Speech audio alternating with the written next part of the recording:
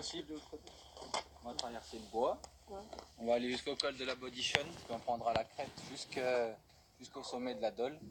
Et si on a de la chance avec le beau temps, on aura une belle vue ou pas. Pour découvrir ce sommet jurassien, il n'y a qu'un seul moyen. Il faut monter à pied. Au départ de la ferme d'Alpage-la-Germine à 1280 mètres d'altitude, c'est parti pour 1h30 d'ascension. Le berger Samuel accompagne chaque été des groupes de randonneurs. Là aujourd'hui on n'a vraiment pas de chance, la météo on l'a subie.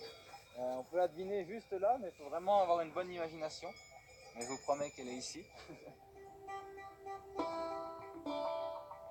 Elle est pourtant visible à des kilomètres. Grâce à cette structure, la Dole est reconnaissable entre mille. C'est l'œil du massif jurassien. Énigmatique, cette sphère blanche surveille le ciel. À 1670 mètres d'altitude, se cache une station radar interdite au public. Pour pénétrer dans ce lieu fermé, nous avons suivi ces techniciens.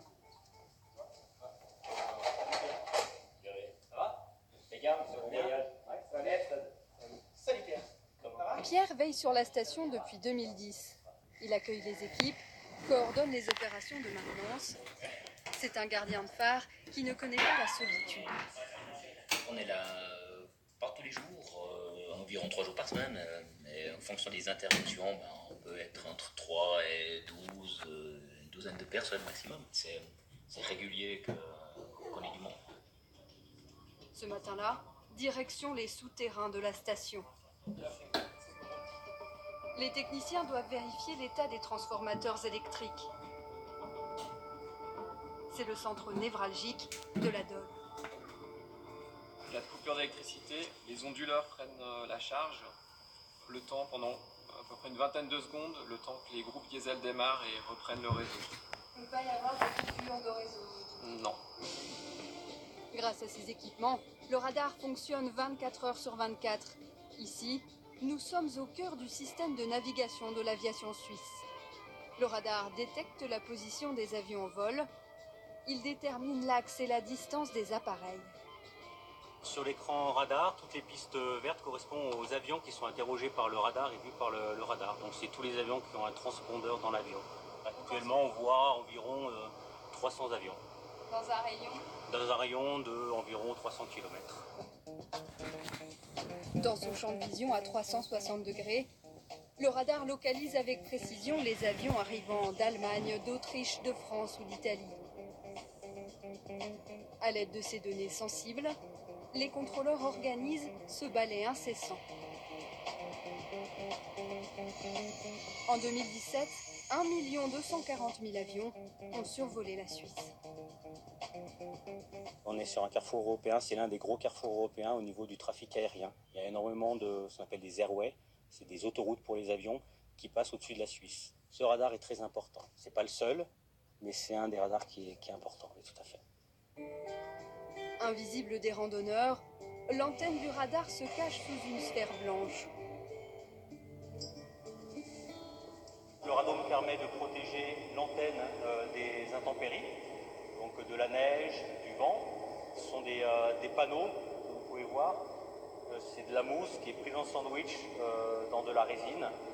Et l'assemblement de tous ces panneaux fait que la structure est solide et peut résister à des vents allant jusqu'à 200 km/h. Particulièrement exposée aux intempéries, la Dole est aussi un relais pour les climatologues. Météo Suisse y a installé une de ses stations de mesure.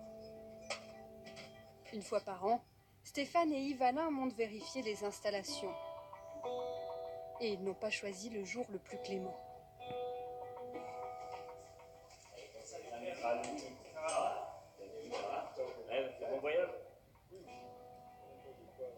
Température, humidité, rayonnement du soleil, pluviométrie, leurs instruments mesurent quantité de paramètres. La station de mesure automatique à la Dole, elle existe depuis je dirais, le début des années 80. Et puis à l'époque, on a cherché déjà à être assez représentatif sur tout le territoire suisse. Il y avait environ 70 stations qui existaient. Et puis ici, on est sur un des sommets du Jura, on domine un peu tous les environs. Donc on a, je pense, des mesures qui sont assez représentatives aussi de la région.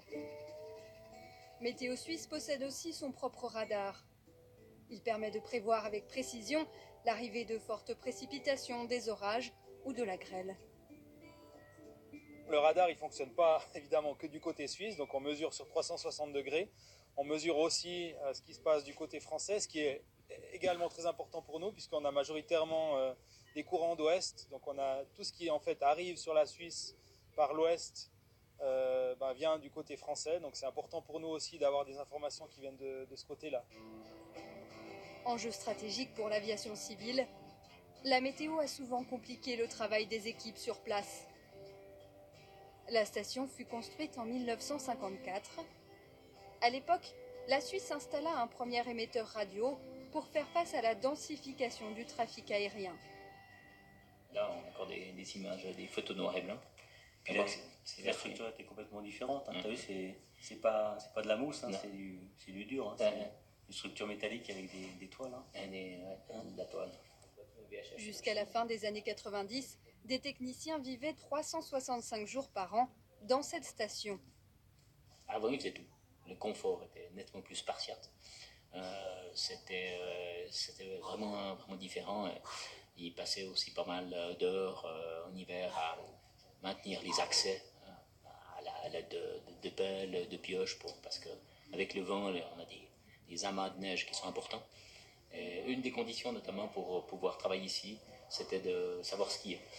L'hiver est quand même pour nous très particulier ici.